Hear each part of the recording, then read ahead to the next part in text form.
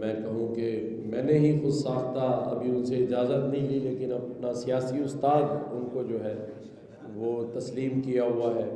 ان کے بھائی مولانا ضیاء الرحمان صاحب اور ان کے عبید الرحمان صاحب، دونوں بھائی آج گورنر ہاؤس میں ہیں. ہم انہیں ویلکم کرتے ہیں اور خوش آمدید کہتے ہیں.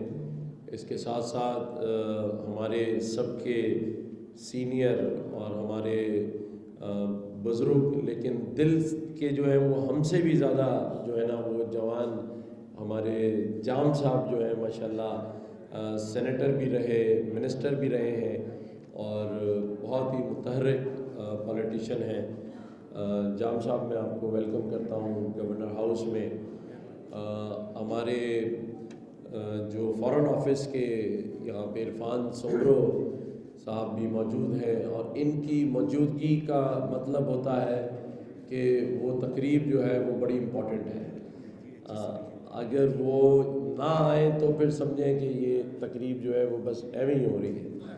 لیکن ویلکم کرتے ہیں عرفان سومرو صاحب کو یہاں. میں کیونکہ گورنر ہاؤس میں موجود نہیں تھا تو ہماری بہن جو وزیر صحت ہیں عذرا پیچو صاحبہ بھی یہاں آئی تھیں، تشریف لائی تھیں.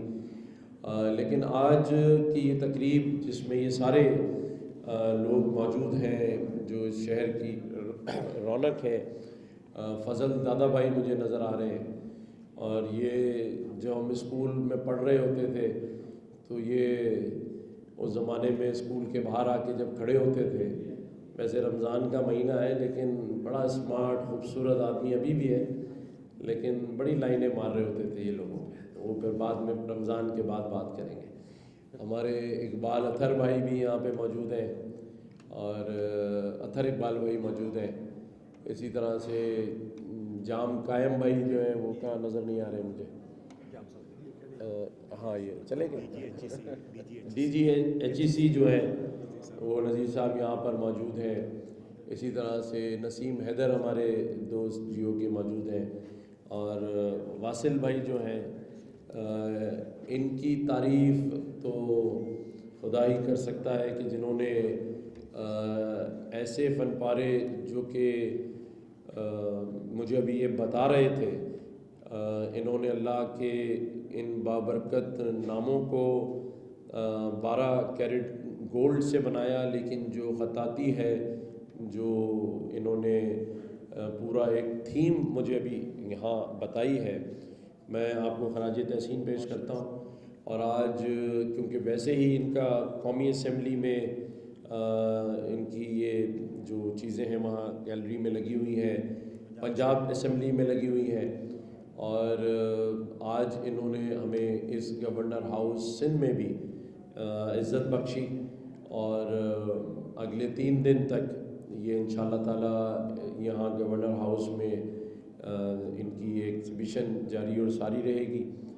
اور میں انہیں دل کی عطا گہرائیوں سے مبارکباد بھی دیتا ہوں اور دعا گو ہوں کہ اللہ تعالیٰ کے جن ناموں کی آپ اتنی خوشنودی سے اور اتنے دل سے آپ نے ان کو جس طرح تحریر کیا ہے، جو خطاطی کی ہے، وہ واقعی قابل تعریف ہے، قابل احسن ہے. اور میں سمجھتا ہوں ہم سب کو ان کے لیے زوردار تالیاں کلیپنگ بجانی چاہیے کہ جو انہوں نے اتنی محنت کی ہے. اللہ تعالیٰ ان کو کامیابی دے.